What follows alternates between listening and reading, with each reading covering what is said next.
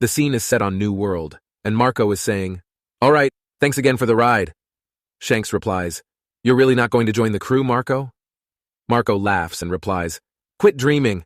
I'm way too old and worn out to keep playing babysitter for the great pirates." Shanks says, "Hey, it's not like I'm a handful or anything. Back me up here, Beck." Lucky Roo laughs. Marco flies away and says, "See you around." Then the scene shifts to Wano, where Luffy says, "Seriously, you're not leaving with us? Come on, be a pirate." Yamato says, "You probably already know this, but that forest guy was only driven off thanks to whoever caused that immense burst of haki." Zoro says, "Kaido might be gone now, but his absence has opened the floodgates for guys like that to pour into the country." Yamato smiles and says, "Can't just abandon everybody now, can I? Besides, I don't think either of us would enjoy our adventures if we were always worrying about Wano. But man, I still really want to be one of you, to be a real crewmate." Luffy says, "I guess you've got a point. It would be a load off my mind. Okay, I'll leave Momo and the others to you." Yamato replies, "All right." Zoro says, "Careful, Yamato. Momo has a lot of pride. Don't wound it." Yamato says, "I know. I will find another reason for me to stay." Then Marco enters and says, "Straw Hat, there's a ship nearby that will give me a lift, so I'll be heading off first." As Luffy sees Marco, he says, "Marco, you're leaving already?" Marco says, "Yeah." Luffy says, "You saved me back in the Summit War, right? I never got to say thanks." Marco says, "Back then, we all seemed so ready to spring into action. Makes you wonder why, doesn't it, Jinbei?"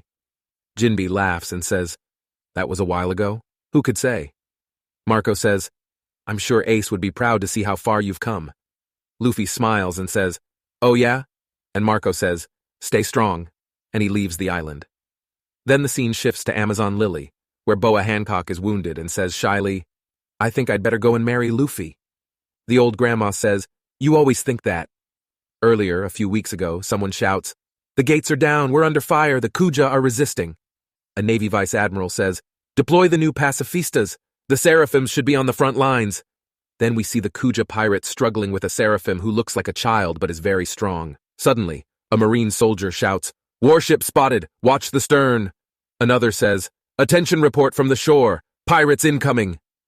The Navy alerts that an Emperor crew is here, and it's the Blackbeard pirates. Then Blackbeard is shown with his crew, laughing and saying, "I have come for the Pirate Empress. I won't let a power like hers fall into the Navy's clutches." A girl from the Blackbeard pirates says, "That Hancock, what a gorgeous face. Her head will make a wonderful trophy after I wring her neck." Blackbeard said, "You can have your way with her after we take her powers." Vasco Shot interjected, "Hang on! Don't you think we could have more fun with her if we took her alive?" As Blackbeard catches sight of the Marines, he punches a crack in the air and snarls, "I'm not here for you fleas!" He bellows, "Get out here, Boa Hancock!" Kobe sprints into the main hall, panting, "Can't say I'm surprised. We expected other pirates of the former warlords." Addressing Hancock, he says, "The Navy isn't looking for a fight. If you surrender yourself to us, I promise we'll leave immediately." Another woman interjects, "Let me handle this, sister. This hero of theirs is surely conceited." Furious, Hancock retorts, "Don't waste your breath. I will never submit to another's captivity."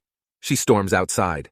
Meanwhile, Teach's pirates are under attack by a small Seraphim. Blackbeard exclaims, "You're kidding! White hair, brown skin, and black wings? This kid took all of you down himself?" The little PX then charges at Blackbeard. He grunts, "Damn it! A pacifista brat! What the hell is going on?" Struggling to fend off the attack, he finally unleashes his power, shouting, "Black hole!" The surrounding area is destroyed. The next scene shows Hancock, turning Navy soldiers into stone. Helmeppo and a vice admiral are also petrified. Kobe shouts to the pacifista, "Hey, pacifista, stop that! You'll smash the people who have been turned to stone! Stop right now, that's an order!" As Hancock readies her attack named Perfume, Blackbeard suddenly appears and snatches her by the neck, laughing. "I see they don't call you Empress for nothing. Most of the morons on my crew are petrified. You sure got us good." Kobe thinks frantically, "What do I do? Everybody's been turned to stone." Blackbeard sneers, "I've had my eyes on your power for quite a while." Hancock's voice boomed through the room. "My beauty is what makes this power formidable. If you kill me, your little friends will remain statues forever. Whoever inherits my power won't be able to release them." Kobe thought to himself, "I knew it. Boa Hancock is far trickier than anyone expected. Blackbeard turned to Kobe and said, "Seems like we're at a bit of an impasse, doesn't it, hero? You did me a favor at Rocky Port that made it possible for me to oust Ochoku and become the boss of Pirate Island. If I unhand the woman, do you reckon she would play nice and change everyone back to normal?" Kobe replied cautiously, "It would be a headache for me if she didn't restore the Marines." Hancock spoke up, "I will do it if you two get off my island." Blackbeard remained skeptical. "You know, I just don't buy it. The way I see it, if I let go, you would just turn us to stone, right? I honestly don't think any man can resist your charms. This is a real head-scratcher, but I guess I gotta kill you." Kobe shouted, "Please wait! Don't throw all those lives away!" Suddenly, a voice was heard. "I knew that Navy would lay siege to the island, but I didn't think the terrain here would get this devastated. Sorry, I am late, Hancock." Blackbeard was shocked. "Dark King Rayleigh!" Rayleigh, the Dark King, appeared before them and said, "Whitebeard's old apprentice. I know it's immature to admit this, but I really don't like you." Hancock exclaimed, "Rayleigh!" Kobe was also stunned. "What? The Silver's Rayleigh?"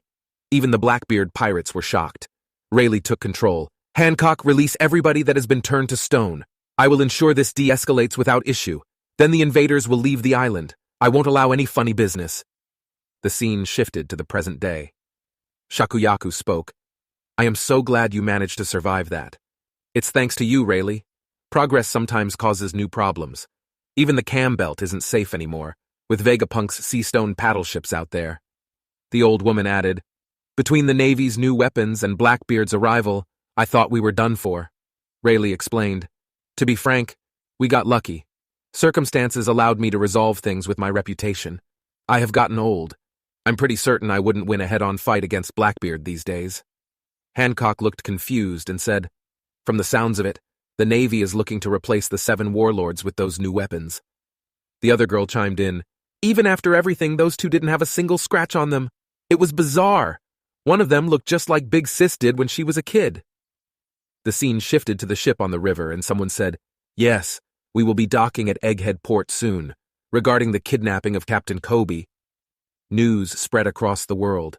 Captain Kobe, the hero of the Rocky Port incident, has been abducted by one of the 4 emperors, Blackbeard. His current status is unknown. And the chapter ends. I hope you enjoyed it.